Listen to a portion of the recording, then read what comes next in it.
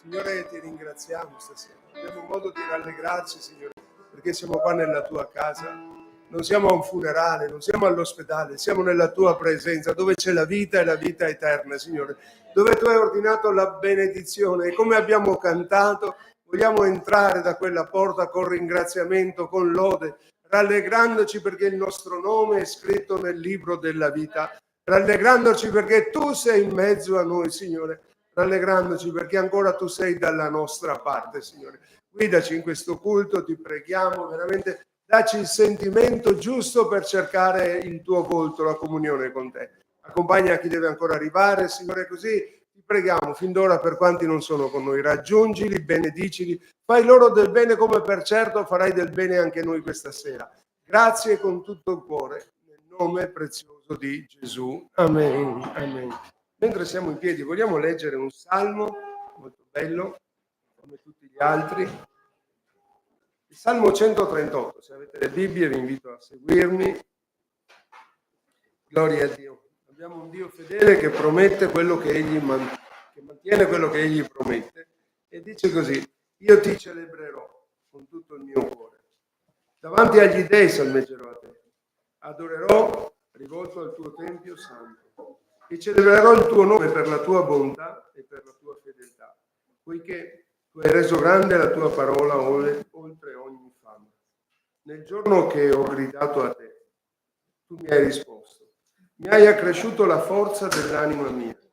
Tutti i re della terra ti celebreranno, Eterno, quando avranno udito le parole della tua bocca e canteranno le vie dell'Eterno, perché grande è la gloria dell'Eterno. Sì, eccelso è l'Eterno, eppure ha riguardo per gli umili, e da lontano conosce il superbo. Se cammino in mezzo alle difficoltà, tu mi ridai la vita. Tu stendi la mano contro l'ira dei miei nemici e la tua destra mi salva. L'Eterno compirà in mio favore l'opera sua. La tua bontà, o Eterno, dura per sempre.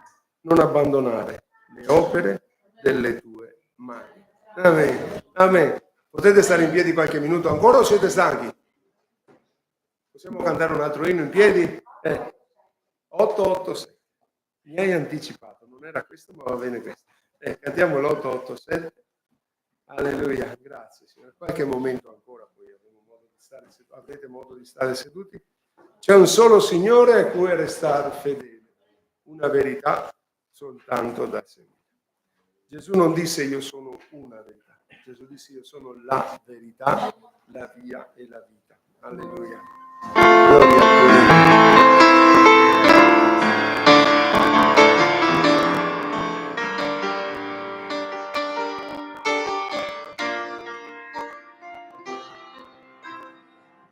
Solo Signore a cuore sta verità soltanto da seguire, via solo dove camminare, senza solo nel nome di Gesù, per il sangue dell'agnello, noi possiamo trionfare, stare fermi e saldi. La potenza dello Spirito e la forza della sua mano, e nel nome del Signore, per il sangue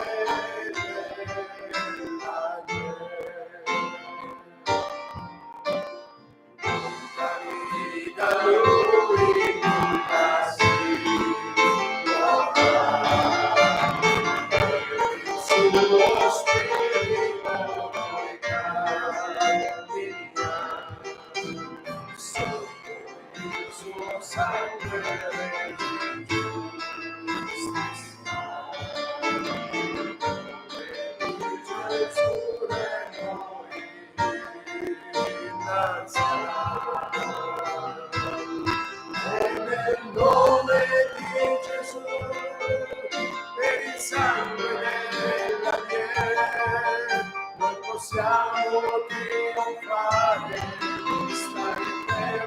sangue, la potenza dello Spirito, la forza della sua mano, nel nome del Signore. Nel nome di Gesù,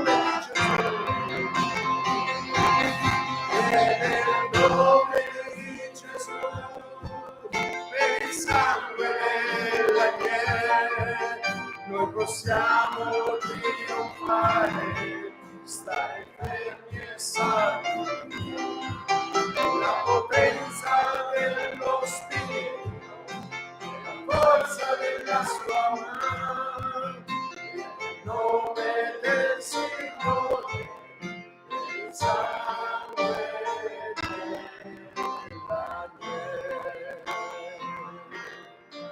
Accomodatevi pure, fratelli. Mi dispiace tanto per tutti quei piccoli agnelli che in questo tempo hanno dovuto pagare il prezzo di una tradizione, no? Non solo cristiana, ma pensate anche gli islamici offrono sacrifici di agnelli, di pecore, ma c'è un solo sangue che lava i peccati ed è quello di Gesù Cristo, versato una volta e per sempre. Tutte queste tradizioni che richiamano una verità fondamentale. 2000 anni fa Gesù sulla croce, il santo agnello di Dio, versò il suo sangue una volta e per sempre per il perdono dei peccati di tutto il mondo, ma solo una parte ha accolto quell'invito, quell'offerta. Gli altri hanno pensato di fare e continuano a pensare di fare diversamente, ma senza il sangue dell'agnello non c'è remissione dei peccati. E vogliamo ringraziarlo perché ci ha aperto gli occhi su questa verità. Non so quanti di voi come me vengono da quella realtà dove si diceva ecco l'agnello di Dio che toglie i peccati del mondo, si recitava, ma non se ne coglieva l'effetto. Ora poi, quando Dio ci ha aperto gli occhi, abbiamo capito che l'agnello di Dio è Gesù e un giorno ha dato la sua vita per noi. Sotto il suo sangue abbiamo cantato, noi possiamo stare. Gloria a Dio, un altro canto? Grande, Lina, 1028. C'è anche Michele che era in pole position, ma non lo abbiamo visto. Poi canteremo anche quello, Michele, tranquillo. Alleluia, grazie Signore. Una chiesa che canta con gioia, una chiesa che sperimenta la gioia del Signore. 1028. No, sai cosa facciamo, Lina? Questo lo cantiamo per la preghiera. Qual era, Michele? 1124. Allora va bene, dai, cantiamo questo. Signore, dammi un cuore puro. Ciao, ciao. Guarda che bello che è, dai, guarda. Una foto ci vorrebbe però, dai. Guarda, la semplicità dei bambini.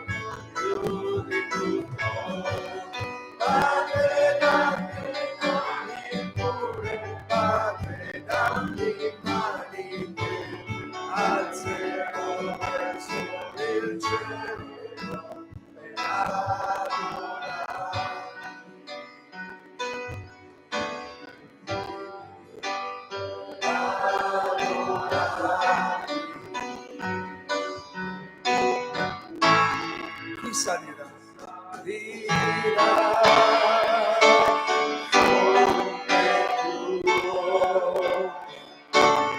Resterà davanti a te, che sia io, ma che io veda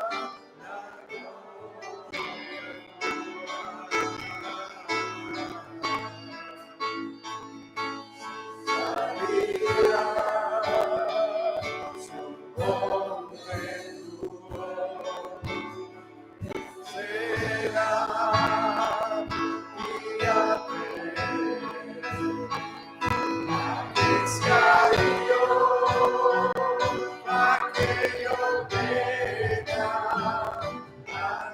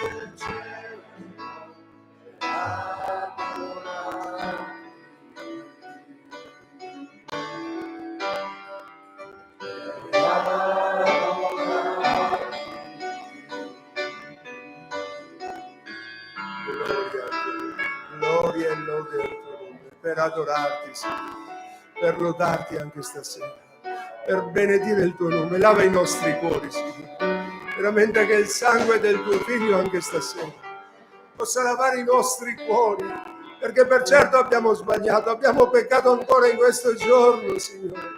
Oh Dio d'amore, ma quel sangue ci lava da ogni peccato. Imploriamo quel sangue, quel perdono che tu ci hai promesso ogni volta che ne abbiamo di bisogno, ogni volta che lo chiediamo, Signore. Tu sei un Dio lento all'ira, grande in misericordia. Che ami perdonare quanti si pentono dei loro peccati e chiedono perdono a te.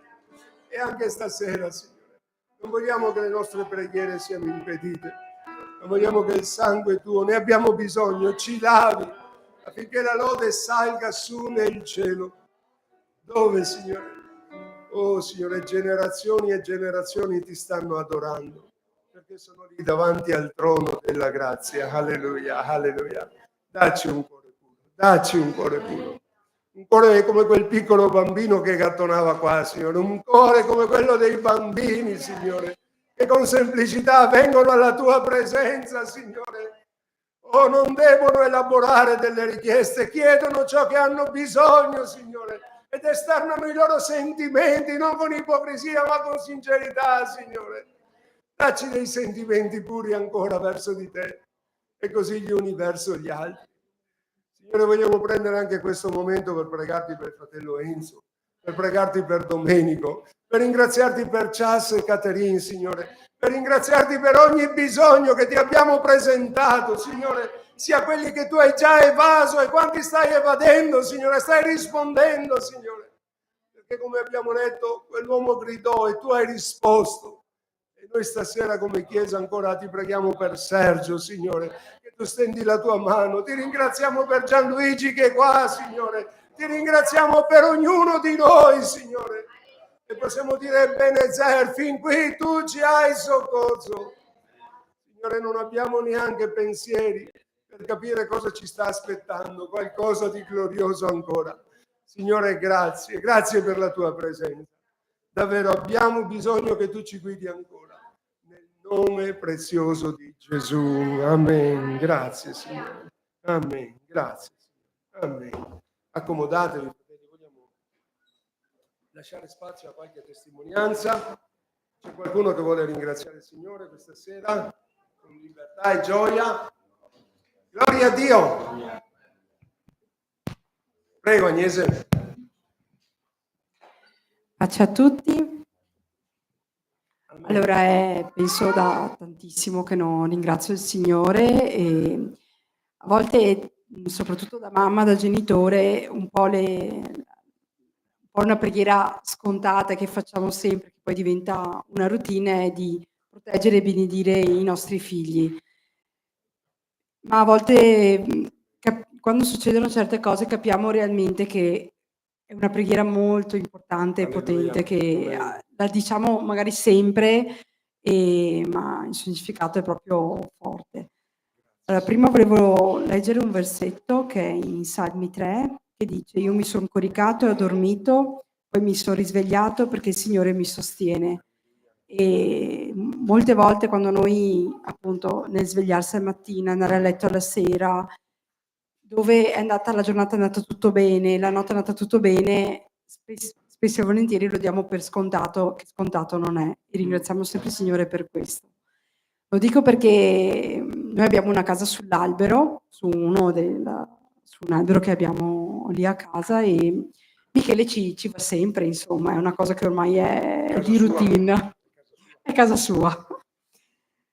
Martedì lui ci va come sempre, io ero dentro casa, a un certo punto dentro di me ho detto: Michele, cioè sono uscita, ho visto lui che mi è corso incontro ed era spaventato, tremante, proprio gli occhi terrorizzati, praticamente era caduto dalla casa sull'albero. Calcola che è un 3 metri e mezzo, quasi 4. Lui come ha aperto la porta, ha visto un calabrone, un'ape, qualcosa, e il suo istinto è stato di lanciarsi di schiena giù. E questa casa non ha una classica scaletta di legno, ma una scala in ferro. Quindi lui è proprio, ha percorso tutta la scala in ferro, grazie a Dio non l'ha sfiorata con il suo corpo, ma ha fatto un bell'arco, ma è caduto di lato e non si è fatto niente, né una botta, niente. Poteva veramente succedere di tutto, e ringrazio veramente il Signore tanto, tanto per questo, perché non era appunto scontato che lui di nuovo si tirasse su con i suoi piedi, e non ha nemmeno un graffio da quella caduta. Quindi veramente il Signore l'ha protetto, l'ha benedetto, e lo ringrazio ancora tanto per come protegge i nostri figli, ci dà quello che abbiamo bisogno, e quindi lo voglio ringraziare per questo. Alleluia, grazie Signore, gloria a Dio, bellissimo, gloria a Dio. Qualcun altro, fratelli? Alleluia. Prego Daniela. Comunque Michele, per fare lo Zaccheo della situazione devi aspettare ancora, non devi salire su quell'albero, è così. Ah, non tira giù la casa, disinfesta. Ho capito, va bene.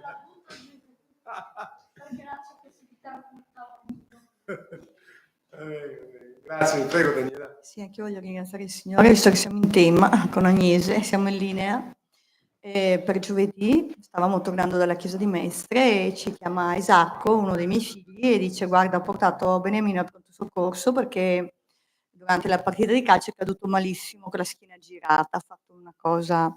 Siamo andati al pronto soccorso, ovviamente non ce l'hanno fatto vedere, e alle 3 abbiamo potuto vederlo, codice bianco, sapete com'è in ospedale, però sembrava che la sua schiena avesse preso veramente una botta terribile. Siamo andati poi, ci hanno fatto entrare verso le 3:30 dopo i raggi, grazie a Dio, niente di rotto. Grazie. Una grande distorsione importante, però vedere Beniamino che ha un livello di la sua soglia di sopportazione molto, molto alta, per cui vederlo così, poi vabbè, gli han fatto un paio di cose in vena, sotto la lingua, insomma l'hanno ben doppato, l'abbiam portato a casa e appena siamo entrati lì, che era immobile su sto lettino da ore, perché non poteva muoversi, è venuto spontaneo, no, anche a lui in macchina: "Signore benedici Beniamino, metti la tua mano", e anche lì abbiamo fatto una semplice preghiera. Ma pensavo: che privilegio. Alle 11 di sera ti dicono, pronto non si sa, no, però che privilegio avere la fede nel Signore, che tu dici: "Signore, tu sai, ogni cosa coopererà al bene dei tuoi figli". Anche se lui, in questo tempo in cui si sente molto capace, indipendente, no, può in questa situazione chiederti: "Aiuto Signore, aiutami Signore", è importantissimo, è importantissimo. Poi anche venerdì, vabbè, abbiam passato 2 notti strane, anche Abramo è stato malissimo, un'influenza tremenda in bagno, non vi lascio perdere i dettagli, però è stata una notte molto, molto difficile. La mattina mi ha detto: "Ho sofferto di più che non per l'intervento alle emorroidi", per cui deve essere stato veramente pesantissimo. E anche lì io so che lui ha pregato il Signore, Alleluia. perché Abramo ha già fatto la sua esperienza con Gesù. Un conto è aver sentito parlare di Gesù, aver visto i suoi miracoli in famiglia, in chiesa, un conto è sperimentare la sua presenza e la sua potenza nella nostra vita. Abramo può già dire: "Il primo mio figlio, io ho sperimentato l'amore di Gesù", per cui lui ha pregato, sono sicura che ha pregato. Stamattina aveva i canti della chiesa, no, mentre si faceva la doccia, non è ancora in grado di venire in chiesa, però ringrazio il Signore perché anche i nostri figli, anche questi piccoli, no, vedono le mamme, i genitori che pregano, vedono il Signore che fa dei miracoli. Beniamino è stato salvato dal Signore da un annegamento sicuro a 11 anni, da un soffocamento a 3 anni, da un altro incidente a 16 anni. Sto aspettando che lui riconosca che c'è uno più grande di lui in cielo e che si affidi con tutto il cuore a questo Dio immenso che abbiamo, pieno d'amore. E lo ringrazio per la Chiesa e per ognuno di voi. Amen. Sorelle che fate le scuole domenicali, è frutto anche dei vostri lavori, nel senso che quando i figli vengono in chiesa e scendono giù o vanno nelle stanzette, c'è un esercito di sorelle che parlano dell'amore di Dio, quello che si insegna ai bambini poi se lo ricordano quando saranno più grandi. Quindi ringraziamo il Signore. C'è ancora una testimonianza prima di passare? Prego Giulia, ci è dovuta, ci è dovuta. Pace a tutti, è inutile dire che sono felice di essere qua nella Amen. casa del Signore prima di tutto, però la mia gioia è a metà, perché chiaramente Domenico, come molti di voi sanno, mio marito è a casa a letto e la malattia, grazie a Dio, sembra essersi un po' come dire, stabilita, cioè non è andata oltre. Adesso mercoledì avrà la prossima seduta di chemioterapia, per cui ci diranno, è la prima che farà a Cittadella, perché dopo tutta questa agonia che abbiamo passato tra ospedali, tra Montebelluna, grazie a Dio, per carità, per i medici, per gli infermieri, però purtroppo la sanità di adesso dobbiamo pregarci parecchio, ecco, perché veramente che il Signore apre i loro cuori, Grazie. di molti di loro, purtroppo è così, lo dico apertamente, senza remore, e il Signore lo sa, e certo anche loro sono in difficoltà, per carità, però le persone sono persone, Amen. le persone sono persone, ecco. Grazie. E ringrazio il Signore per come ci ha sempre protetto, ringrazio veramente il Signore per come mi ha dato la forza, perché io Grazie. all'inizio ho dovuto dire: Signore, devo fare una scelta, devo farla io, cioè o vado avanti o per come ero messa io ho dovuto veramente decidere. E il Signore mi ha dato la forza di decidere per il meglio, e dentro di me ho sentito sempre la sua presenza in un modo diverso, in un modo diverso. Ringrazio veramente tutte le sorelle, tutti i fratelli che ci sono vicini, Amen. che si sono adoperati anche per noi, anche il pastore, anche la moglie del pastore, bisogna dirlo, cioè anche a Bassano. Ringrazio il Signore per la Gloria a vicinanza Dio. di ognuno, per l'aiuto che ci hanno dato veramente in tutti i sensi e che ci stanno dando anche col fatto di venirci a trovare. Per Domenico specialmente, che non si può muovere, è molto, molto importante. Amen. Ecco, vi porto i suoi saluti perché Certo. lo dimentico. Vi porto i suoi saluti e veramente prima di uscire ringrazio il Signore perché son 3 mesi che non vado in chiesa e veramente per me sono stata combattuta tanto, da stamattina è successo di tutto, perché quando ho cominciato a vedere che stava veramente succedendo di tutto, no, perché io qua non dovevo esserci, allora ho detto: adesso no, costi quel che costi". Non sto Amen. qua a raccontare i dettagli, però ci sono stati diversi bastoni tra le ruote, però ringrazio il Signore che sono qua, avevo piacere anche di vedervi, di stare con voi e chiaramente inutile dire che spero che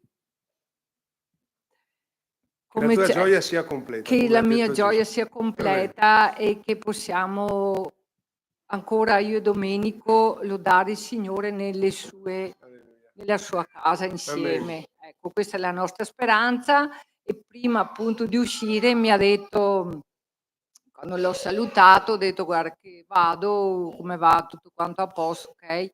E allora l'ho visto proprio rattristato e m'ha detto: "Boh, ci sarò anch'io un Amen. giorno". Amen. Stiamo E pregando io per questo. cioè son rimasto sincera, cioè mi ha Gloria a Dio. stupito questo, ecco vabbè.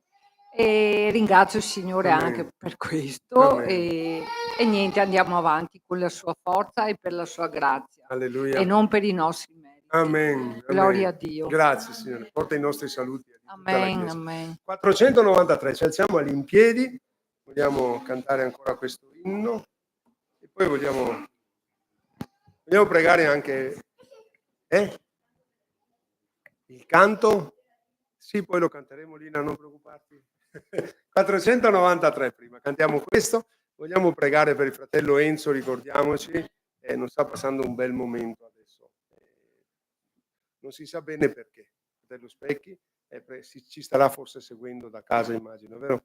Signore ti benedica Enzo, continuiamo a pregare per te. Preghiamo anche per Domenico.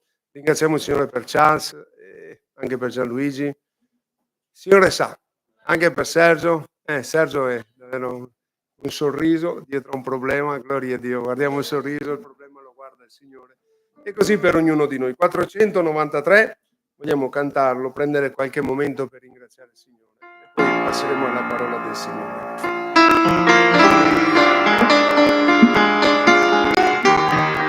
Benedetto sei, Signore.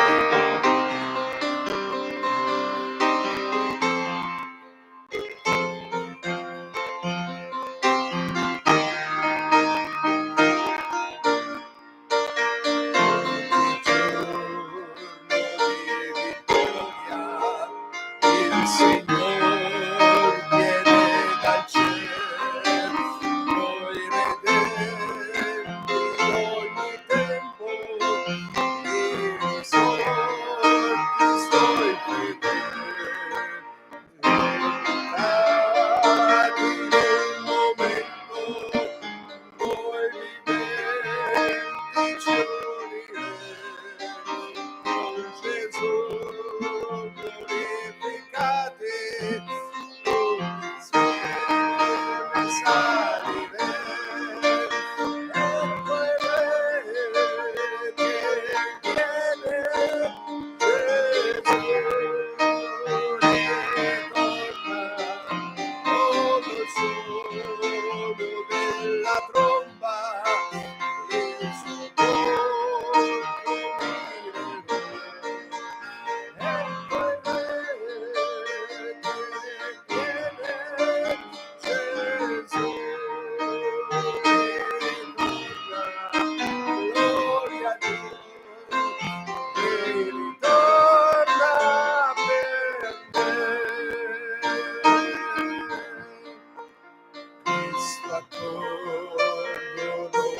istanti e salvati dal Signore, peccatori resi santi dal potere di amore, e guarite restaurate ogni lingua e ogni età, rivestiti sono di gloria, di giustizia e santità, e quel Re che viene Gesù ritorna, oh lo suono della tromba, il suo volto mirato, e quel Re che viene Gesù ritorna, gloria a Dio, ritorna per me. Oh miriadi di vedo già marciar lassù, poi dinanzi al trono prostrati essi adorano Gesù. Quale festa sul cielo, canta già il celeste coro a colui che ci ha salvati, sia la gloria, sia l'onore, e quel Re che viene Gesù ritorna, oh lo suono della tromba, il suo volto mirerò, e quel Re che viene Gesù ritorna, gloria a Dio, e ritorna per me. Gloria al tuo nome, gloria al tuo nome, gloria e lode al tuo nome, beata speranza che hai messo nei cuori.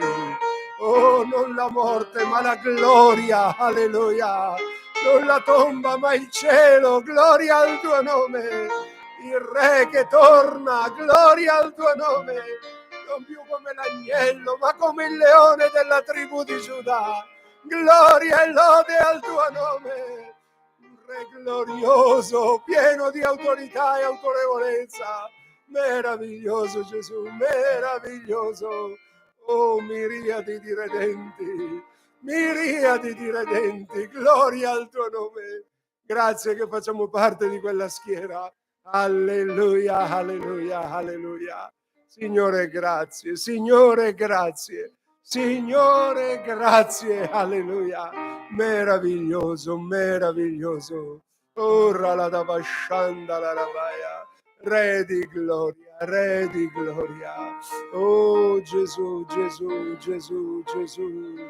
Oh Radabasheira Valarakarayanda la rabayandea. Grazie Signore, ti adoriamo con tutto il nostro cuore. Ti lodiamo Gesù. Ti benediciamo Signore. Oh, aspettiamo il tuo ritorno. Alleluia, alleluia. Re di gloria, Re di gloria, Re di gloria. Amen, amen. Gloria al tuo nome.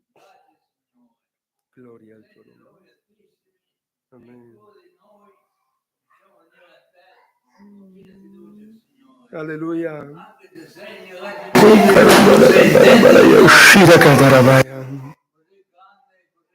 Gloria al tuo nome.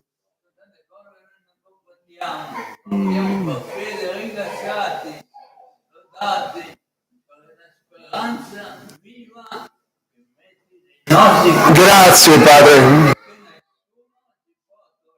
Grazie Dio d'amore.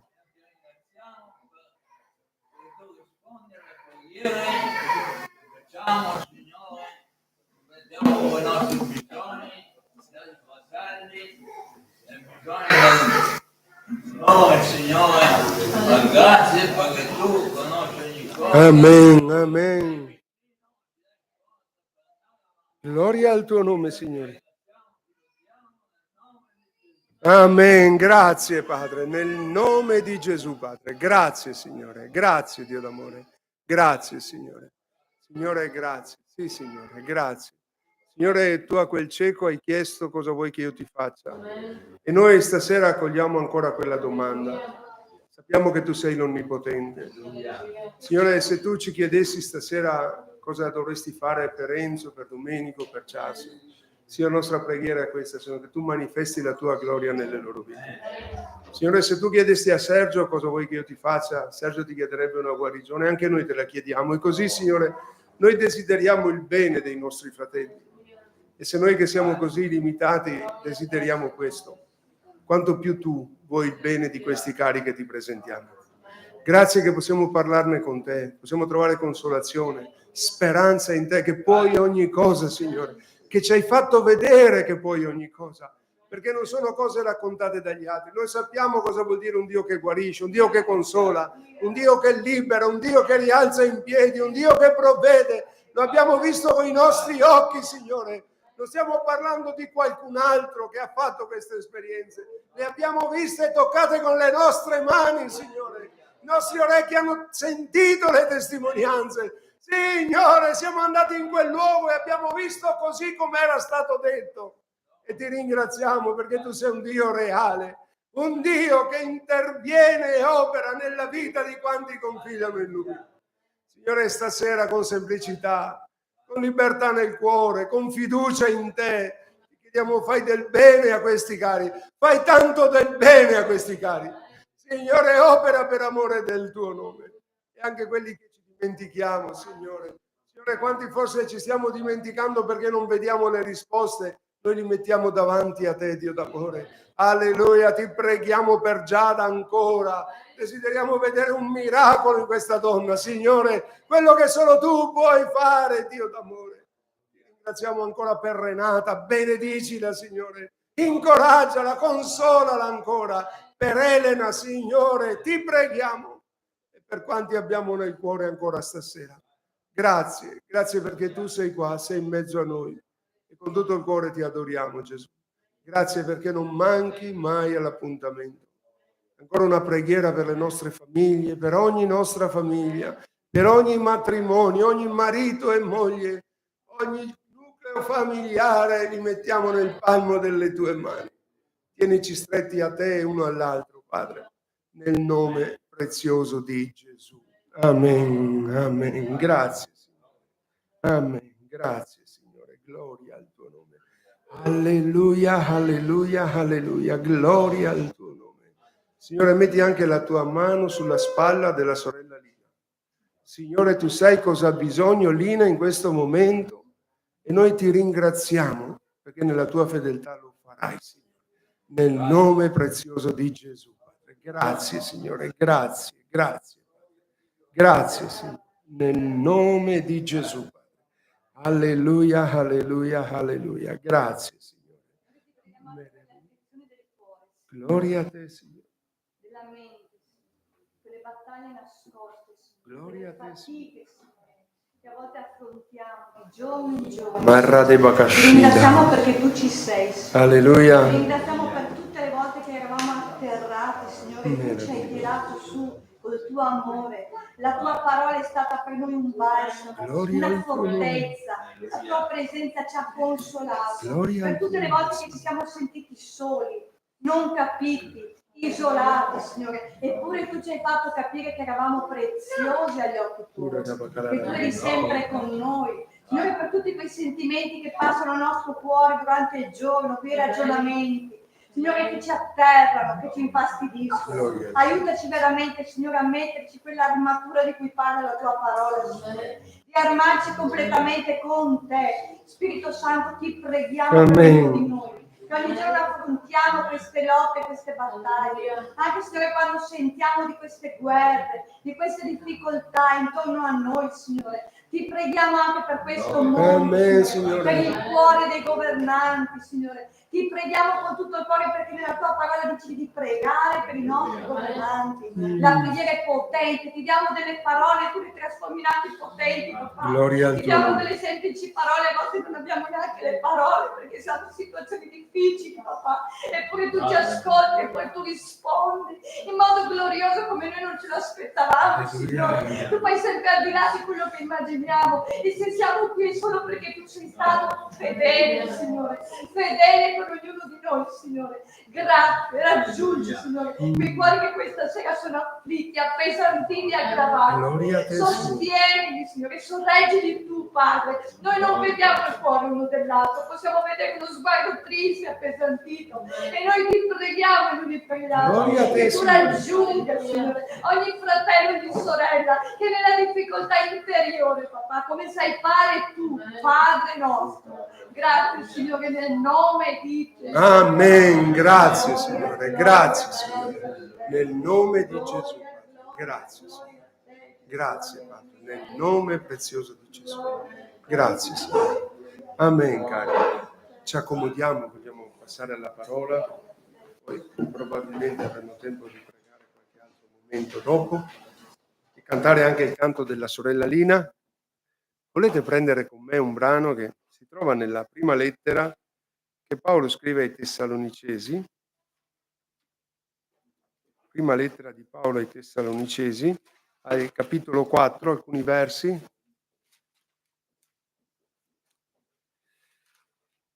Gloria a Dio, grazie Signore. Dal verso 13 vogliamo leggere.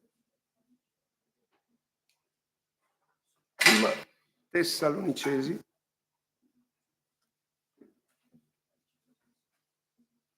capitolo 4.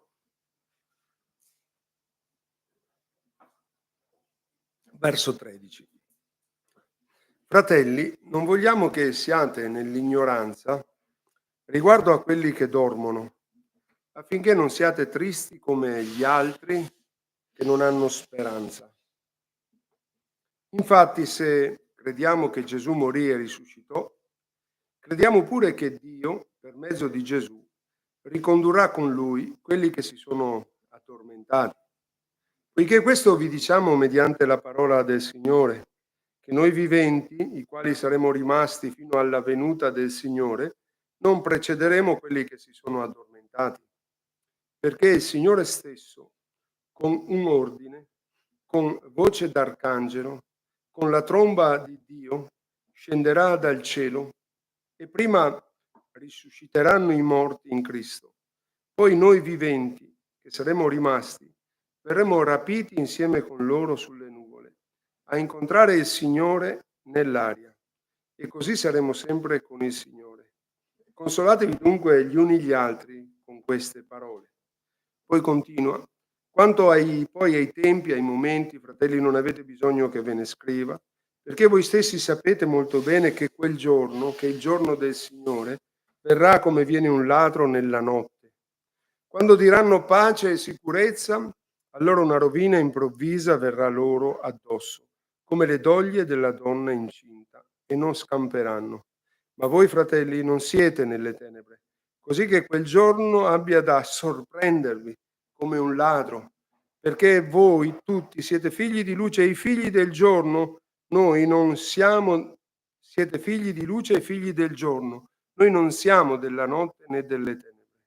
Non dormiamo dunque come gli altri, ma vegliamo e siamo sobri, poiché quelli che dormono dormono di notte, e quelli che si ubriacano lo fanno di notte.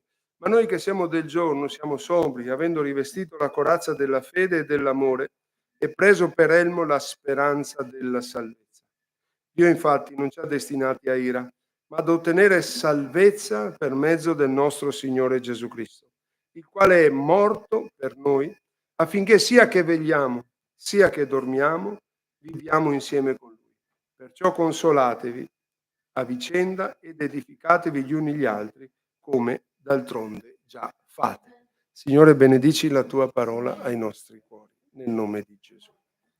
penso che tutti noi sappiamo, quantomeno a sommi capi, come ci è arrivato in mano questo libro, bene o male, no? Al di là della forma meccanica, è una cosa molto semplice. A quel tempo, nelle sue lettere, Paolo, dopo la sua conversione, cominciò a scrivere, buona parte del Nuovo Testamento è scritto proprio dall'Apostolo Paolo, a scrivere dando delle istruzioni, dei consigli, a volte anche degli ammonimenti, secondo le necessità della comunità e a cui si riferiva. A volte anche rispondeva a delle domande che gli venivano fatte. E così Paolo dava delle risposte, scriveva delle informazioni, dava delle delucidazioni, e poi l'insieme di tutte queste lettere, quelle di Paolo, quelle di Pietro, il sistema era sempre quello di Giovanni, di Giuda, insomma, lo scrittore agli ebrei, l'insieme di tutte queste epistole alla fin fine ha prodotto per noi un tesoro di informazioni fantastico, che è la parola che ci troviamo fra le mani, no? Per noi è semplice, ce l'hanno data così, è scritta così. C'è l'Antico Testamento che era già canonizzato e poi il Nuovo Testamento che è l'insieme dei 4 Vangeli, il libro degli Atti e le epistole messe tutte insieme. Noi abbiamo questo libro dove troviamo tutte le informazioni necessarie per la vita cristiana. Non c'è nulla che manca. Non dobbiamo cercare altrove. Questo, quello che serve per noi come credenti di dover sapere, di dover credere, di dover applicare, è scritto in questa lettera. E in tutti questi tempi, nella redazione in particolare del Nuovo Testamento, c'è un'informazione che viene ribadita più volte in tutte le epistole. Non c'è epistola, partendo dall'epistola ai Romani fino all'Apocalisse, in cui non si parli di questo evento, il ritorno del Signore. Era una cosa fresca, diciamo, quando hanno scritto le lettere. Sono passati 30 anni dalla resurrezione di Cristo alla sua ascensione, alle promesse del suo ritorno, tanto che alcuni dicevano deve tornare subito, fra qualche giorno, fra qualche anno. Però alla fine della stesura, forse nel 35, 40, forse 50 dopo Cristo, c'è ancora questa freschezza di questa promessa che Gesù sarebbe tornato. Poi si sa, adesso scusate, lo dico così con molta serenità, adesso si farà un gran parlare di quello che è successo qualche giorno fa con il decesso di Francesco, poi fra forse qualche anno non se ne parlerà più, si parlerà di qualcos'altro. Però la cosa bella invece è che nella parola di Dio e nella Chiesa del Signore, anche se sono passati 2000 anni, c'è una cosa molto bella che dovrebbe essere sempre attuale: questo ritorno del Signore.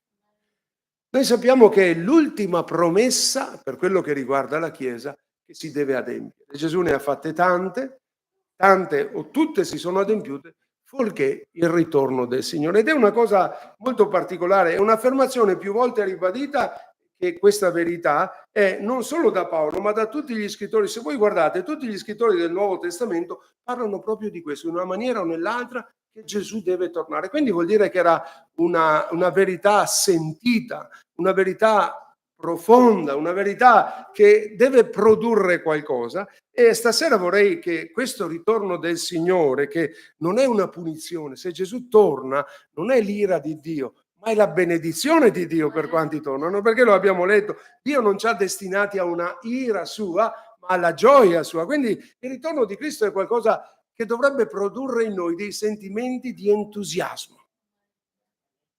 È così, se siamo in Cristo, se siamo figli di Dio, se abbiamo accettato la redenzione offertaci da Gesù, gloria a Dio, dovremmo avere quella certezza nel cuore. Quando Gesù ritorna, le cose miglioreranno, fratelli. Le cose miglioreranno per tutti i credenti, peggioreranno per chi rimane purtroppo, ma miglioreranno per tutti i credenti. Perché? Perché è un messaggio di speranza.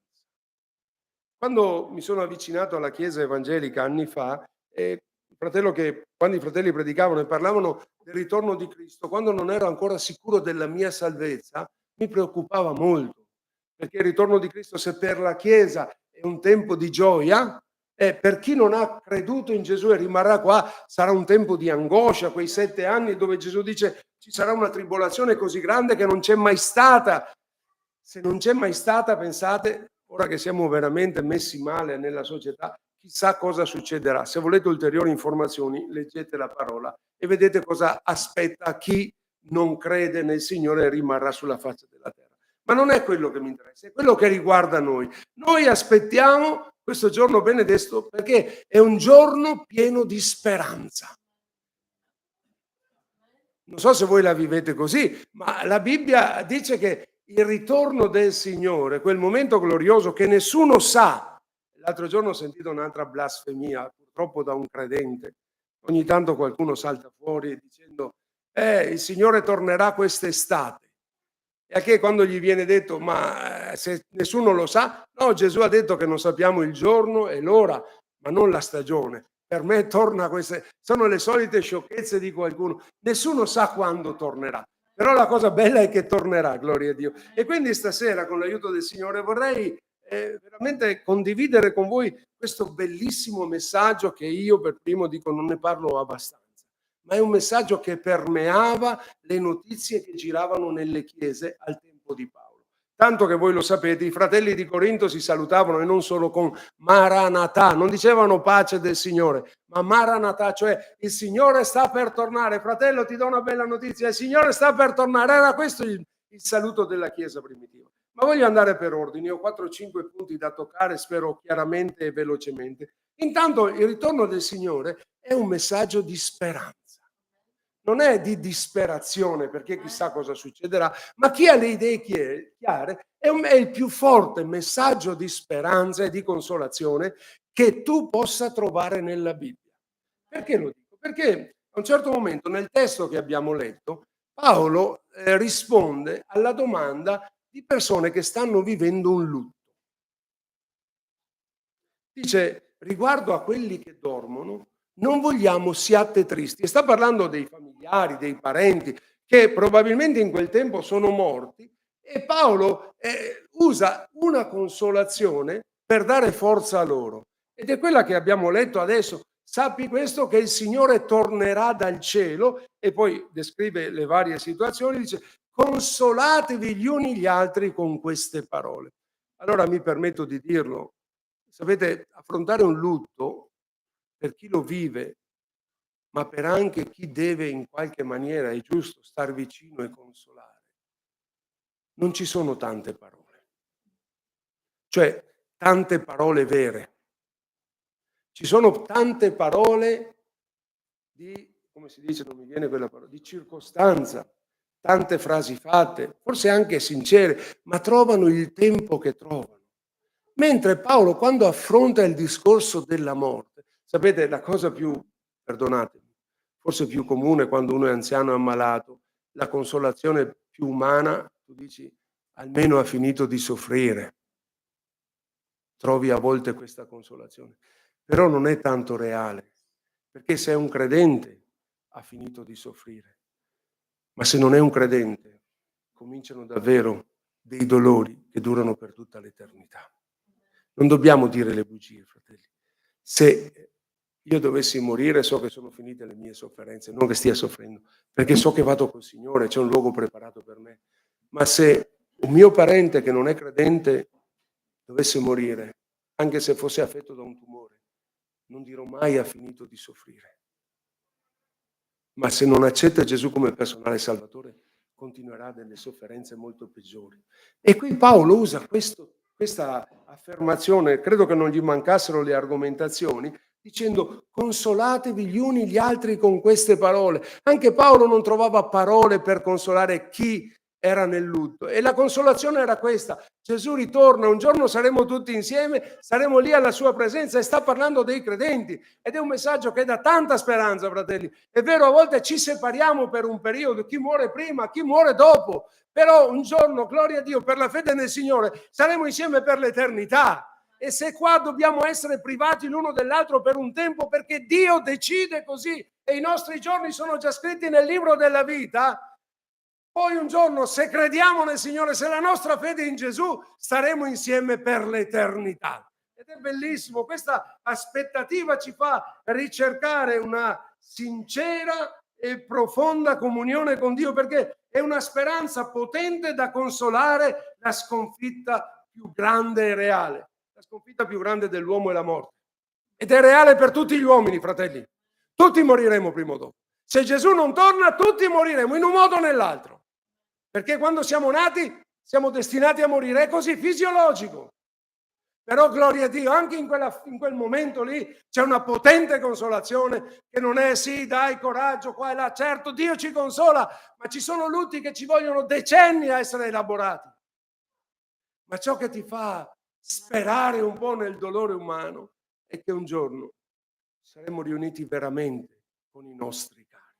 Sapete, ci sono delle consolazioni effimere, meschine, al giorno d'oggi, che forse ne ho già parlato non tanto tempo fa, che ti fanno affrontare l'argomento della morte, no? Quando certi, non si può dire, vabbè, non si può dire quella parola, ma sono persone meschine che attraverso l'occultismo ti dicono: dai, trova consolazione, parla col tuo defunto, parla con tuo figlio, parla con questo, almeno lo senti, ti dirà che sta bene, dov'è, ti consola questo. Ma quello è solo una bugia grandissima del nemico, perché quando muori non puoi più avere comunione con le persone di qua. Sei lì o sei con il Signore o sei in attesa di giudizio per andare all'inferno. Nessuno mai può parlare con quelli di qua. È solo una bugia, ma ci sono persone purtroppo, e continueranno ad esserci, che marciano, che guadagnano sul dolore degli altri meschinamente e ti dicono: vai lì che sentirai la voce, vai lì che parlerai, vai lì. No, non è vero. Quando muori vai alla presenza del Signore se sei salvato, oppure te ne vai in un luogo in attesa di giudizio. Ma quel ricco, con tutti i beni che aveva, quando chiese a Gesù: fammi andare dai miei fratelli che sono nella mia stessa condizione, Gesù gli ha detto chiaramente: non è possibile. Hanno la legge e i profeti. Se non ascolteranno la legge e i profeti, non ascolteranno neanche se uno del soggiorno dei morti va da loro. Pensate, se non ascoltiamo la verità, chi dobbiamo ascoltare? Ed è un messaggio così forte, un messaggio veramente di speranza, perché gloria a Dio, alleluia, è un messaggio di vera vita. Perdonatemi, noi stiamo vivendo una vita biologica e grazie a Dio anche una vita spirituale, ma la vera vita non è questa. Forse tutti noi abbiamo fatto: ma che vale la pena vivere? Certo, a volte questa vita crea delle difficoltà, delle amarezze, delle situazioni difficili da vivere, ma la parola di Dio parla chiaramente, parla di una vera vita, che è quella che cominceremo a vivere quando andremo con il Signore. Scusate, perdonatemi, forse è troppo semplice. Io qui sto morendo fisicamente. Non sto vivendo, oggi io non sto vivendo. Ho consumato un giorno della mia vita biologica. Non ce l'ho più quello. Sto andando verso la morte, quando Dio vorrà. Ma poi, quando chiuderò gli occhi, comincerò a vivere, perché le cose che non si vedono sono eterne. Le cose che si vedono sono per un momento, si consumano, e la vera vita è quella che aspettiamo di là. Gloria a Dio, è bellissimo, alleluia. E voglio leggervelo questo, perché sennò corro il rischio di dirlo male. Vorrei citarlo a braccio, ma merita di essere letto. Seconda Corinzi 5 dice così: sappiamo infatti che se questa tenda, che è la nostra dimora terrena, viene disfatta, abbiamo da Dio un edificio, una casa non fatta da mano d'uomo, eterna, nei cieli. Perciò in questa tenda gemiamo, desideriamo intensamente di essere rivestiti della nostra abitazione celeste, seppure saremo trovati vestiti e non nudi. Poiché noi che siamo in questa tenda gemiamo oppressi e perciò desideriamo non già di essere spogliati, nessun credente desidera di morire, noi desideriamo di essere sopravvestiti di una nuova vita che è la vita del cielo. Gloria a Dio, questa vita è esuberante con Gesù, ma c'è di meglio quando vivremo là, perché anche se hai 100 anni esuberanti, prima o dopo devi lasciare questo pianeta, ma quando sei di là, gloria a Dio, questo mortale riveste immortalità e sarà per sempre con il Signore. Poiché noi che siamo in questa tenda gemiamo oppressi e perciò desideriamo non già di essere spogliati, ma di essere rivestiti affinché ciò che è mortale, cioè questa identità, sia assorbito dalla vita. Or colui che ci ha formati per questo è Dio, il quale ci ha dato la caparra dello Spirito. Devo passare oltre perché il tempo viene nemico. Tante persone ci dicono: ma allora Dio ci ha fatti per morire? No. Anche se abbiamo peccato, Dio ci ha fatti per vivere l'eternità. Dio ci ha fatti con uno scopo, di tenerci con Lui per l'eternità. Ma purtroppo, come ha dato libertà ad Adamo ed Eva di sbagliare, dà libertà agli uomini di scegliere dove vogliono andare, o con Gesù o lontano da Gesù. Non ci sono due, non c'è il purgatorio, non c'è il limbo, non c'è non so come si chiama quell'altro posto, che inventano, ce ne inventano di tutti i colori. I posti sono due: o sei con Gesù o sei lontano da Lui per l'eternità. La seconda cosa di questo messaggio è bellissimo, è un messaggio, il fatto del ritorno del Signore. Perdonatemi, se ci crediamo davvero, e io ci credo, spero anche voi, ci crediamo al ritorno, non è una storiella per spaventare i bambini e neanche per spaventare i cattivi, è una verità della parola di Dio. Gesù ritorna. Lo ha promesso lui stesso, lo hanno detto gli angeli, lo hanno scritto nella parola, i segni sono qua, non so quando sarà, forse sarà fra 1000 anni, fra 10.000, non lo so, fra 10 giorni, non lo so, ma lui tornerà, gloria a Dio, e tornerà, è venuto alla pienezza dei tempi quando nessuno se l'aspettava, tornerà quando nessuno se l'aspetta, gloria a Dio. È un messaggio di comunione gli uni con gli altri. Questa è un'aspettativa che ci fa ricercare con sincerità chi la condivide. Non so se avete mai parlato del ritorno del Signore con qualcuno fuori dalla Chiesa. Ti prendono per matto. Cioè, se tu gli dici quello che abbiamo letto in Prima Tessalonicesi, che a un certo momento, in un punto X della storia, che solo Dio il Padre sa, quindi è fantasmagorico, sì, facile dirlo, ma è così, solo il Padre lo sa, che a un certo momento della storia succederà qualcosa a livello universale, cioè nel pianeta Terra, tutti udranno un suono di tromba, tutti udranno una voce forte, tutti saranno presenti, che una parte del mondo verrà rapita insieme ai bambini, insieme ai feti, insieme agli innocenti, verrà rapita nel cielo e non si avrà più notizia di loro. E poi succederà un'altra cosa, che in un istante dopo i morti in Cristo risusciteranno. Gloria a Dio! Se stai facendo il funerale di un cristiano, sentirai il coperchio della bara che si alza e quel morto che risuscita e va in cielo. Lo dice la parola di Dio. Andrai nella tomba per fare il funerale, non ci sarà più. Perché i morti in Cristo risusciteranno per primi. E poi noi viventi che saremo rimasti, saremo rapiti in cielo con Lui. Io non so se tu hai mai provato a parlare del ritorno del Signore a un non credente. Forse chiama il 118 e ti fa arrestare, perché dice che tu stai dicendo delle cose che non stanno né in cielo né in terra. In terra non ci stanno, ma in cielo sì, perché le ha preparate il Signore. Guardate, è chiara questa parola. Ora, questo vi diciamo non perché un mega predicatore o una persona chissà di quale struttura spirituale dice, ma dice: questo vi diciamo per parola del Signore. Alleluia. Questo vi diciamo mediante la parola di Gesù, che noi viventi, quali saremo rimasti fino alla venuta del Signore, non precederemo quelli che si sono addormentati, perché il Signore stesso, con un ordine, con voce d'arcangelo, con la tromba di Dio, scenderà dal cielo e prima risusciteranno i morti in Cristo. Gloria a Dio!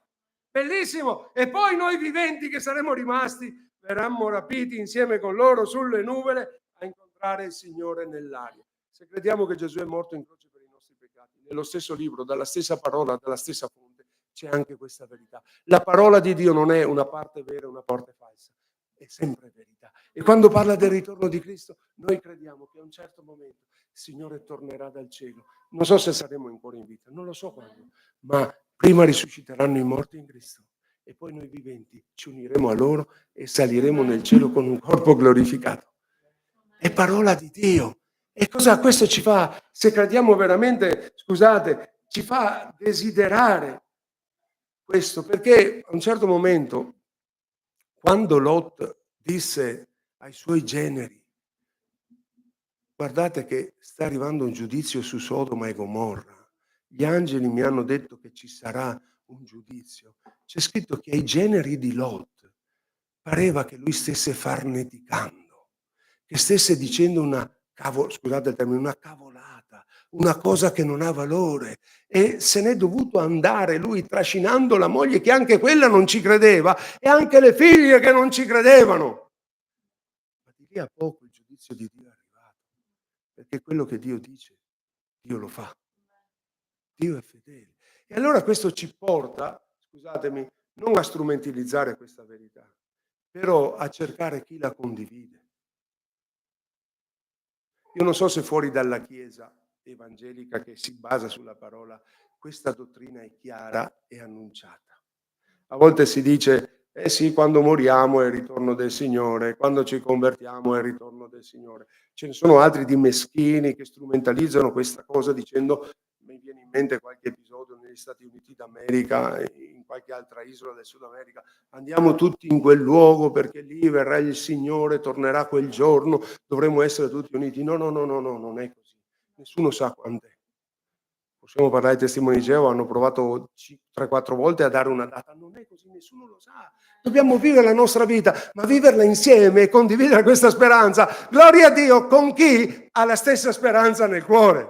È bellissimo, alleluia. Apocalisse dice così, 22:17. E lo spirito e la sposa dicono vieni. E chi ha ode dica vieni. E chi ha sete dice venga. Chi vuole prenda in dono dell'acqua della vita. Non so se puoi parlarne fuori da queste mura. Sarebbe da parlarne, fratelli. Forse non sei capito, però è una verità, perché un giorno quando non ti vedranno più, se torna il Signore presto, si domanderanno, ma quel matto di un pastore che gridava, che parlava del ritorno di Cristo, che fine ha fatto? E poi non c'è la sua famiglia, erano credenti. E poi nella chiesa di Marchesano o di Castelfranco, alla domenica non c'è più nessuno. Ma allora hanno ragione. Allora forse è vero che quando parlavano del ritorno di Cristo era una realtà. Sapete, questa dottrina negli anni '80 era così annunciata, così proclamata, così creduta, che le compagnie aeree negli Stati Uniti non accettavano 2 piloti dello stesso aereo che fossero credenti, perché avevano paura che se tornava il Signore, quel Boeing era senza piloti e altre cose così di responsabilità. Però vi pensate, fratelli, quando torna il Signore, il dramma di certi genitori non credenti, forse atei, che vanno a prendere il bambino all'asilo e non lo trovano. E trovano i bambini che non ci sono più, le carrozzine vuote, le pance dove non c'è più il bimbo, perché il Signore se l'è preso, gloria a Dio! È una verità, fratelli, lo dice la parola del Signore. Ogni tanto ricordiamoci, condividiamola insieme, ringraziamo Dio per i miracoli, ringraziamo Dio per tutto. Ma la cosa che consola e dà speranza è che un giorno tutti noi saremo con il Signore. Allora il predicatore non predicherà troppo, non griderà poco, non la tirerà lunga. Allora i canti saranno quelli che piacciono a te, la linea chiamerà tutti i canti che vuole, saranno esauditi. Allora sarà un orario perfetto, né troppo tardi né troppo presto. Sarà tutto bello, gloria a Dio! È la speranza del ritorno del Signore. Non cercare la perfezione qua, non la troverai. Ma su nel cielo, nella gloria beata, mi aspetta un luogo di grande splendore. Viviamo qua, ma la nostra attenzione primaria sia là. Poi c'è un'altra cosa, è un messaggio bellissimo, Noi dobbiamo amare quella apparizione perché sapere che torna Gesù ci deve stimolare anche ad un'azione pratica. Finora parlo di un'azione mistica, no? Signore torna, sì, torna. Ma se sappiamo che torna, ci deve muovere delle responsabilità.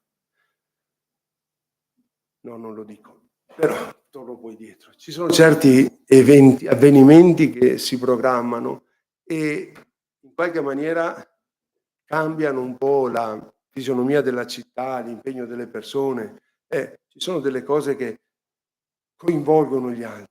E così anche sapere che Gesù ritorna, e ripeto, può essere per una settimana, può essere che io vada stasera con il Signore insieme a mia moglie, io che ne so, non lo so, un giorno incontreremo il Signore. Ma il fatto di saperlo deve muovere in me alcune cose particolari. Una tra tutte è la santificazione. Nella prima lettera di Giovanni, a un certo punto Giovanni dice una cosa molto bella. Dice una cosa che ci dovrebbe stimolare. Dice così: ora figlioli, rimanete in lui affinché quando egli apparirà possiamo avere fiducia e alla sua venuta non siamo costretti a ritirarci da lui coperti di vergogna. Perché qualcuno, dice Gesù, busseranno, diranno Signore, Signore, abbiamo fatto questo. Ma Gesù dirà: partitevi da me, io non vi conosco. Senz'altro è il sentimento con cui quelle persone hanno. Non gli dice siete bugiardi. Dice io non vi conosco, perché Dio conosce i sentimenti. E dobbiamo capire perché facciamo certe cose per il Signore. Il sentimento del cuore è fantastico. Valgono più 2 spiccioli dati col cuore che 100 miliardi di euro dati perché sono in abbondanza. Quella vedova è così. Lei ha dato molto di più di quelli, perché ha dato tutto quello che aveva. Dio guarda la qualità del cuore, no? E Giovanni ci dice: stiamo attenti che sappiamo che torna, ma dobbiamo anche essere preparati che quando torna non ci troviamo la porta chiusa. Quando Noè finì l'arca, Dio chiuse la porta e penso che tutti andavano là a bussare, aprici Noè, facci entrare. E Noè semplicemente non poteva dire niente, la porta era chiusa. 120 anni ho avuto modo di ascoltare la predicazione di Noè, ma poi è finito. C'è un tempo che Dio ci dà.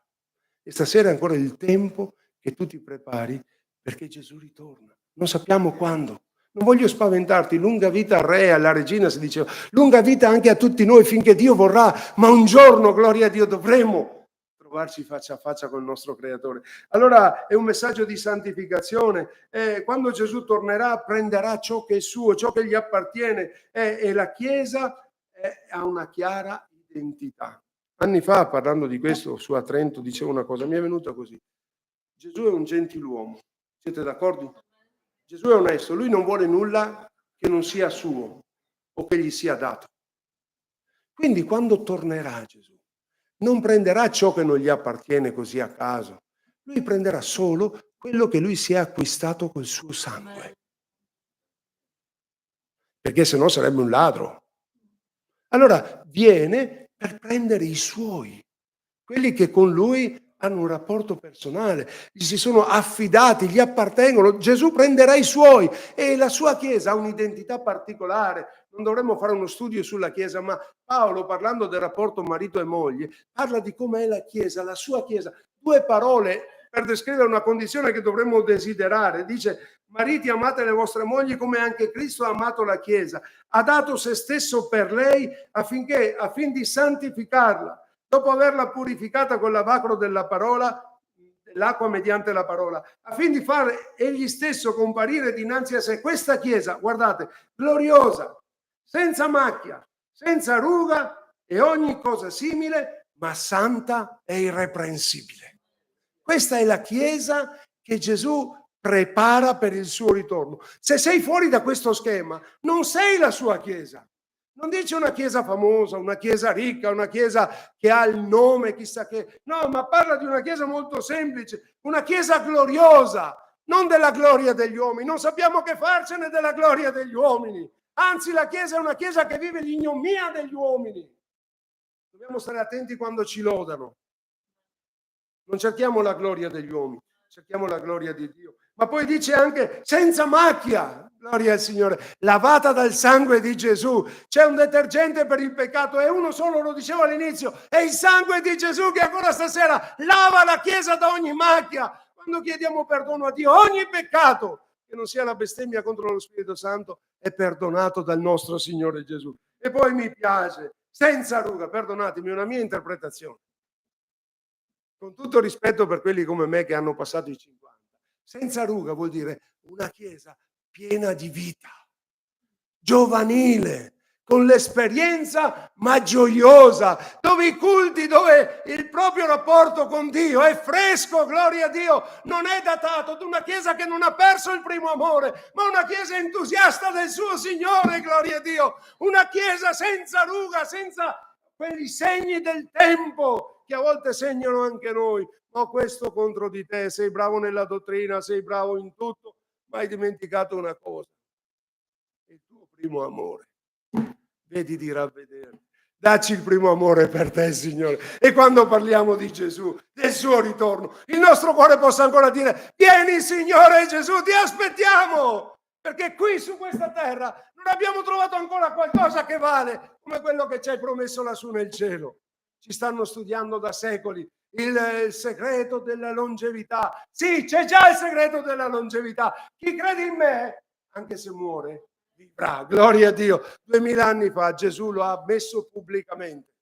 Chi crede in me, anche se muore, vivrà. E poi una Chiesa senza ruga, ma santa ed irreprensibile. Il ritorno del Signore ci dovrebbe fare riflettere sulla nostra vita spirituale. Santa, non vuol dire con l'aureola, non vuol dire sopra un altare, ma appartata per qualcosa di importante. Voi lo sapete e anche voi lo fate. Io ho cominciato a fare il pastore a tempo pieno quando sono andato in pensione. Ho lavorato per 40 anni, quelli che servono per andare in pensione, e ho cercato di onorare Dio anche nel mio lavoro. Non ero santo in chiesa e disonesto fuori. Non usavo un lessico evangelico in chiesa e delle bestemmie al lavoro perché tutti bestemmiavano. Non facevo l'onesto con i fratelli e il disonesto con le persone. Ma da sempre mi hanno insegnato e desideravo, per piacere a Dio, non per paura di Dio, per onorare il mio Signore, di avere una vita santa, cioè di appartare quello che facevo anche nel mio lavoro secolare. Desideravo onorasse Dio e fosse di testimonianza. E quando sbagliavo, perché ho sbagliato anch'io, sentivo e vedevo quella macchia nella mia vita e andavo dal Signore e chiedevo perdono. Una volta, forse non vi interessa, ma al mio lavoro ho sempre cercato di dare buona testimonianza. Una volta, forse per una situazione di stress fisico, psicologico, mi avevano messo in una condizione di lavoro che mi stava recando dei danni dal mio punto di vista fisico. Mi era difficile, stavo male. E a un certo punto, quando il padrone gliel'ho detto, mi ha detto: taci e lavora. Non avevo 20 anni. Taci e lavora. Anche non l'ho offeso, ma gli ho detto qualcosa che dovevo dirgli. Non sono qua per fare lo schiavo, parafraso, sono qua per guadagnarmi uno stipendio e non ho bisogno che tu mi dici queste parole, in maniera dura. Tanto che al lavoro, quando una volta ogni mai sentivano un tono di voce un po' forte, si preoccupavano perché dicevano: cosa sta succedendo? Di solito là non grida mai nessuno. Però dopo qualche ora il Signore mi ha fatto capire: guarda che non è questo, hai ragione, ma non è questo il modo di dire le cose. E dopo qualche ora sono andato dal padrone, gli ho chiesto scusa, perché il peso che avevo di come gli avevo parlato era più forte della ragione che avevo, perché avevo parlato a ragione. Grazie a Dio quando il Signore ci fa sentire. Non sono più bravo di voi, perché fate anche voi queste cose, ma giusto per dire, no, che il Signore desidera che la nostra vita sia una vita che rispecchia la sua persona e il suo amore. Devo finire. Un messaggio di sfida, è un messaggio di speranza, di comunione, di santificazione, di sfida, perché non è facile, ai giorni d'oggi non è facile vivere con questa certezza, con questa fermezza nel cuore, perché ci vengono proposte tante cose, ci vengono proposte tante alternative. Sembra, non parlo di noi, parlo in generale, che la fede sia sempre più permissiva. Non dobbiamo soffocare le persone, guai, Dio non ci soffoca, ma dobbiamo stare fermi su certe cose. Perché dice la parola di Dio: beato quel servo che il padrone, tornando, lo trova così affaccendato. E non nel fare quello che vuole, ma nel fare quello che il padrone gli sta chiedendo. Allora è una bella sfida che il Signore ci dà. Fratelli, viviamo su questo mondo con quello che Dio ci provvede, però ogni tanto la nostra mente sia proiettata per quello che ci sta preparando il Signore. E allora, scusatemi, tante cose a cui questo mondo dà valore perderanno di valore al confronto di quello che Dio ci dà. Ci stanno proponendo un modo di vita, poi grazie a Dio chi ha un carattere più forte, chi ha un carattere determinato, chi non si fa condizionare dagli altri, ma ci stanno proponendo uno stile di vita in tutti i sensi, familiare, lavorativo, anche spirituale, un po' diverso da quello che dice la parola. Preghiamo il Signore e accettiamo questa sfida, perché non importa quello che dicono gli altri, alla fine importa quello che dice il nostro Signore. E l'ultima cosa è un messaggio di rivalutazione. Il fatto di sapere che Gesù ritorna non basta solo saperlo, dobbiamo viverlo con tutto il cuore. Finisco perché sono già le 7:25. A un certo punto c'erano 10 ragazze che tutte e 10 sapevano che lo sposo arrivava. 5 erano avvedute, perché sapevano chiaramente che lo sposo arrivava non quando lo sapevano loro, ma quando lo sposo arrivava. Altre 5 erano disavvedute e hanno preso un po' alla leggera: sì dai, l'olio ci basta, non si potrà dire quel giorno poi in qualche maniera faremo all'italiana maniera, no. Lì o o sei o non sei. E quando arriva lo sposo, ecco lo sposo, andategli incontro. Era sera, queste accendono le luci, 5 avevano fatto scorta dell'olio, cioè erano preparate, avevano rivisto la cosa, non hanno detto beh poi faremo qualcos'altro, no, quello che c'è da fare è avere olio nelle lampade, perché se torna alla sera noi dobbiamo essere pronti. Le altre invece hanno detto beh dai, in qualche maniera faremo. Sì, dai, un po' di fede mi basta, ci credo. No, perché poi quando arriva il Signore e non sei preparato, preparata, il Signore non è che ti aspetta e ti dice, dai, tardo un po'. Sapete, quando mi sono sposato con Daniela, non so se sono l'unico, ma forse sono l'unico, forse che io so, sposo arrivato in ritardo. Di solito è la sposa che si fa aspettare. Quel giorno che è arrivata Daniela, prima di me, il pastore e i fratelli hanno detto fate un altro giro dell'isolato perché Beppe non è ancora arrivato. Di solito è il contrario, è la sposa che si fa aspettare un po'. Quella volta io venivo da più lontano, va bene, è andata così. Ma quando arriva lo sposo non è che puoi dire ai sposo fatti un altro giretto che mi preparo. Quando Gesù ritorna, in un batter d'occhio, in un istante, quando meno te l'aspetti, la tromba suona, non so come sarà, è un grido, ecco lo sposo! Uam! E tu vedi tutta la chiesa in cielo, tutto uno sconvolgimento e saremo sempre con il Signore. E gli altri non saranno con il Signore. Ecco, chiudo così devo finire. Qualche anno fa, perché noi qualche volta parliamo di questo a casa con i figli, quando erano piccoli e ci ascoltavano. In chiesa papà parlava di questo, qualche studio i nostri figli l'hanno fatto. 2 dei nostri figli più grandi, non vi dico il nome, tornano a casa, suonano il campanello, papà e mamma non ci sono, avevano 8-10 anni.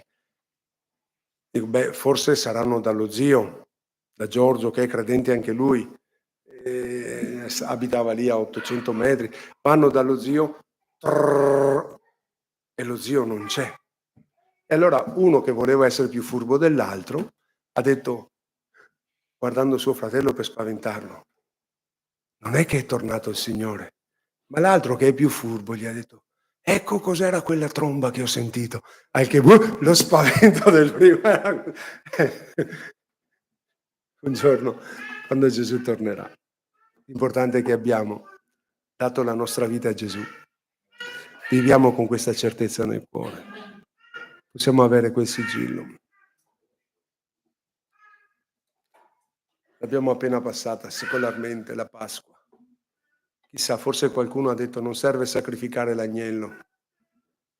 Ma poi quando è passato l'angelo della morte, ha visto del sangue sugli stipiti, lì non è successo niente. Ma dove non c'era il sangue sugli stipiti, lì è entrata la morte. E così sarà per questa umanità. Gesù ritorna. Dove Gesù vedrà il suo sangue ipotetico sparso nel cuore delle persone, porterà via quelle persone. Le altre purtroppo rimarranno qua. È una consolazione, fratelli. Una consolazione perché? Perché conosciamo chi ha detto queste parole. Gesù vuole il nostro bene. Ci alziamo in piedi, vogliamo concludere. Alleluia. Credo che questa parola ci faccia riflettere se la nostra vita è nelle mani del nostro Signore oppure no.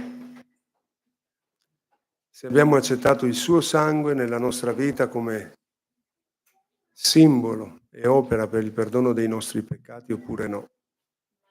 Perché in ogni caso Gesù ritornerà e come dice in Matteo 25, dividerà i capri dalle pecore, dividerà i suoi da quelli che non gli appartengono.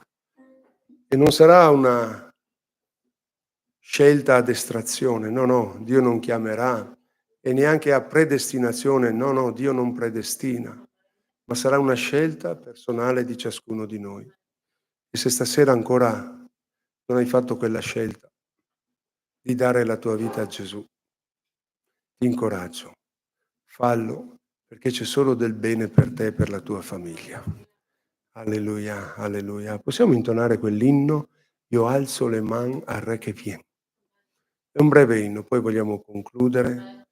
Ma mentre cantiamo questo inno, se tu desideri dare il tuo cuore al Signore, diglielo con parole tue, digli: Signore, io ti voglio nella mia vita. Io voglio avere questa certezza di cui ho sentito parlare così tanto questa sera. Ho sentito che tu ritorni e quando torni, Signore, voglio essere pronto a incontrarti e non dovermi ritirare coperto di vergogna perché ho fatto poca stima di queste parole.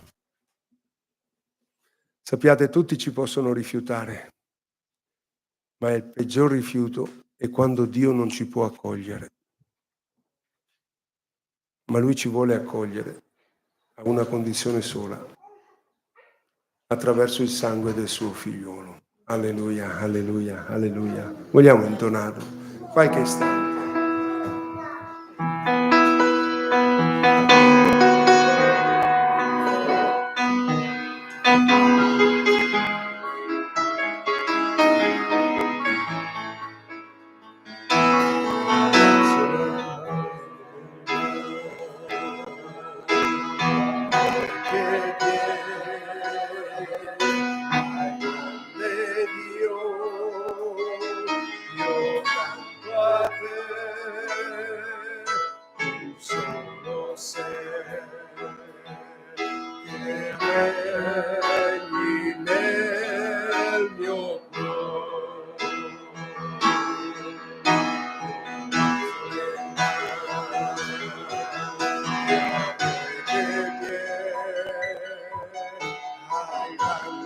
Dio, io canto a te,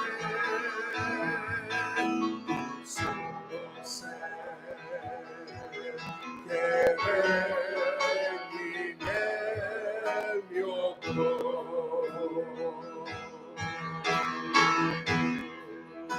Solo te io servirò,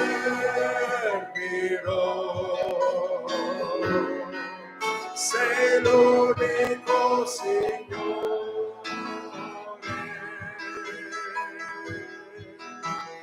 ti desidero col cuore, meraviglioso Spirito,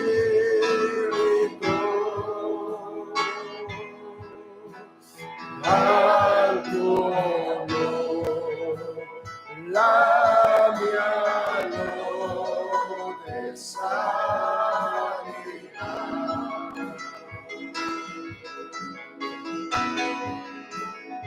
Al tuo nome la mia lode salirà.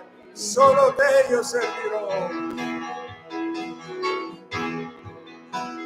Solo te io servirò, sei l'unico Signore,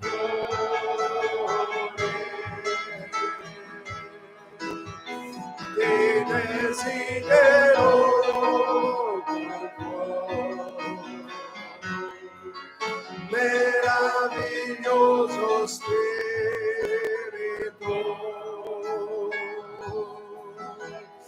al tuo nome la mia lode salirà.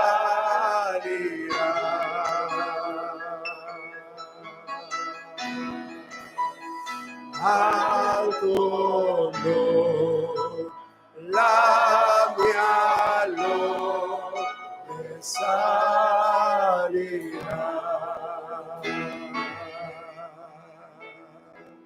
Cosa dite? Lo cantiamo di nuovo? Solo te io servirò? Sia la nostra preghiera stasera. Signore, solo te, al di sopra di tutto e di tutti, e con tutto il nostro cuore, e consapevolezza di chi sei e cosa hai promesso per ognuno di noi. Solo te io servirò. Alleluia. Alleluia.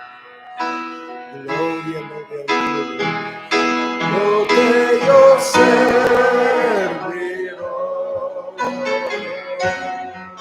Sei l'unico Signore,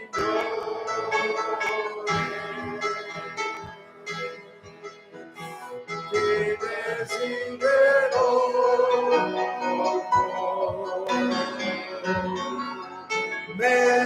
Meraviglioso Spirito,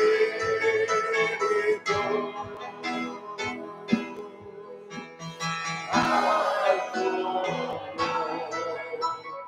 la mia lode salirà.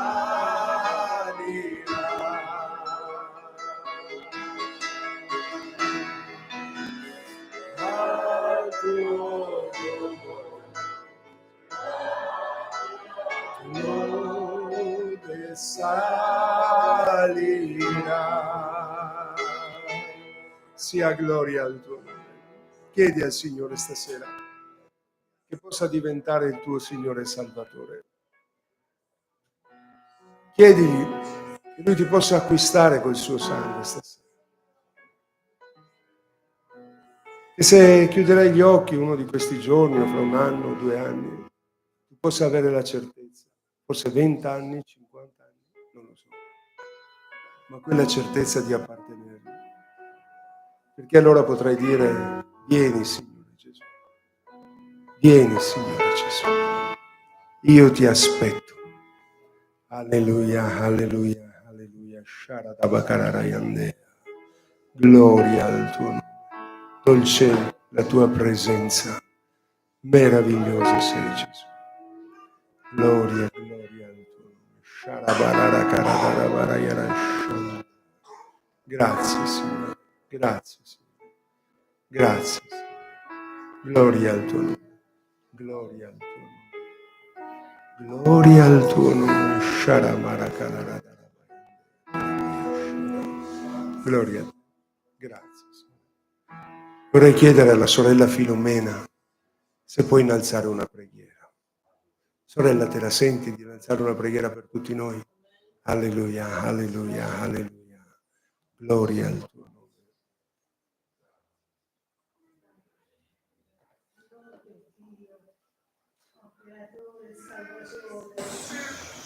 Che hai guardato noi che eravamo miseri senza che nessuno poteva aiutarci. Gloria a te Gesù. Tu, Signore, hai veduto Amen. e vedi questa povera umanità sperduta e non sa dove andare per tutti i problemi, Gloria per al tutti tuo i nome. mali, per tutte le cose che vengono addosso. Gloria al tuo nome. Cosa possiamo dire?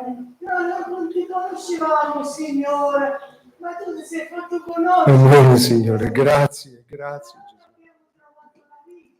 Gloria al tuo nome. Ci sta qualcuno che si deve Amen, è vero Signore. ci sta che ha pietà di noi. Gloria al tuo nome. Sì, leggendo abbiamo trovato la vita. Alleluia. Il Signore ha pagato il prezzo. Non possiamo fare più niente. Gloria al Gesù tuo ha nome. pagato per Gloria a noi. te, Signore. E noi con tutti i cuori vogliamo dirti, Signore, cosa possiamo offrirti? Offrirti tutto a noi stessi. Amen, Signore, ancora stasera. Ciò che noi abbiamo bisogno. Gloria e Tu ci lode dai, al tuo nome. Signore, e non ci rimandi indietro. Amen, Oh, Signore. Signore, tu sai quante afflizioni ci sono in questi tempi.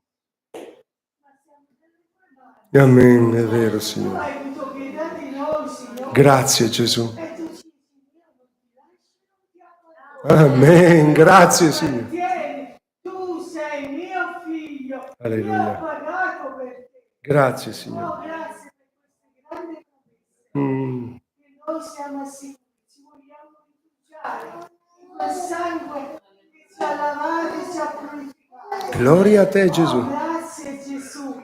Oh, grazie Gesù. Gloria al tuo nome. Benedici questa chiesa. Amen, Padre. Il tuo Gloria al uomo, tuo i nome. tuoi conduttori e per tanti che gridano. Grazie, Signore, benedici la maestra delle nostre mani. Gloria a te, Metti Gesù. nelle nostre menti i nostri cuori. Sì, Signore. Vogliamo di più, Signore. Alleluia, alleluia. Oltre a tante richieste, a tanti bisogni, io innalzo le mani a te. Amen. Perché tu hai innalzato su quella croce. Gloria al tuo Oh, nome. Padre, nel nome di Gesù, nel nome Alleluia. Rispondici, aiutaci. Grazie Padre.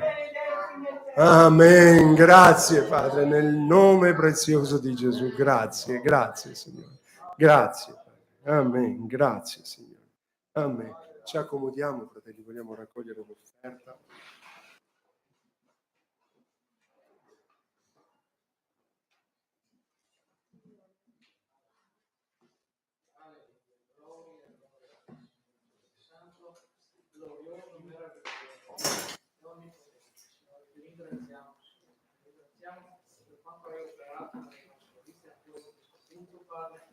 Alleluia, ti ringraziamo Signore per la tua parola. Gloria a Per Dio. le promesse fatte. Signore, aiutaci ad avere fede nonostante le difficoltà, Signore. Grazie Signore. Alleluia. Perché le tue promesse sono meravigliose. Amen.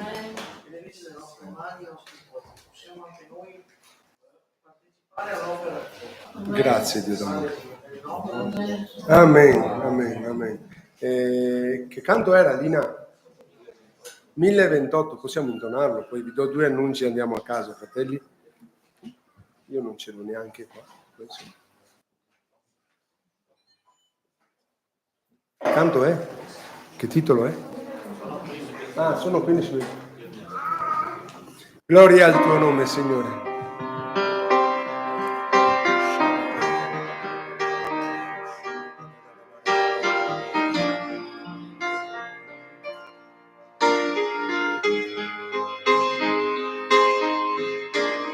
Sono qui sulle ginocchia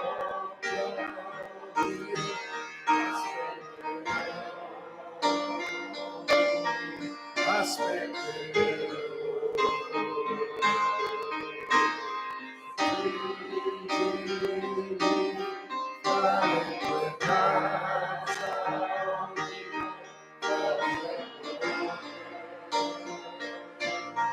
Io cerco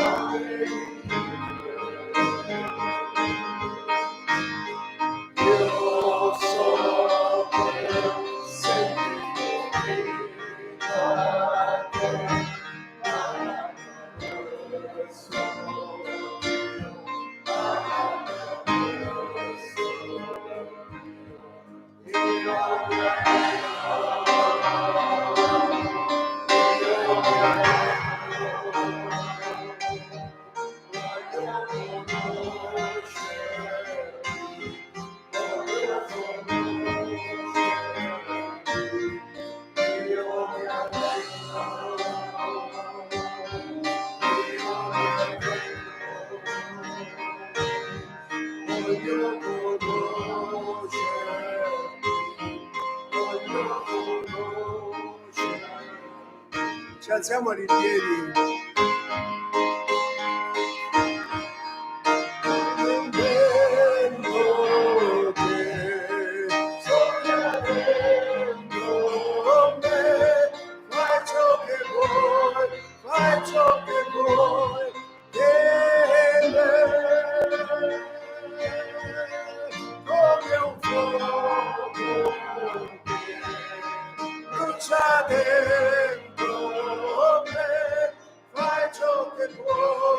Fai ciò che vuoi di me, io mi arrendo.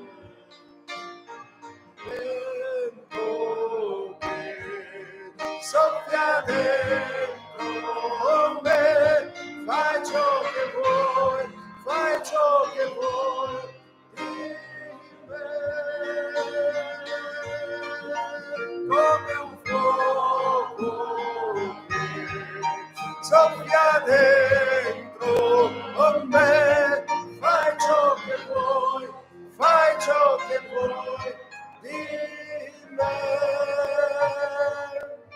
la nostra preghiera, Padre. Uscendo da questo locale, ti chiediamo, fai ciò che vuoi, usati di noi come vuoi, per la tua gloria e per il bene delle anime nostre. Nel nome prezioso di Gesù. Amen. Amen. 2 cose solamente, domani sera siamo a Spresiano, domani sera la chiesa è chiusa, quindi c'è la missione di Spresiano. Chi volesse unirsi lunedì sera ogni 15 giorni non sa cosa fare, può essere. Può parlare con Morena, con Romano, con Sergio Evelina, con Noel. Sono un gruppo di fratelli che stanno andando lunedì sì o lunedì no a Spresiano, che c'è una riunione di preghiera. Vanno e tornano e sono di incoraggiamento.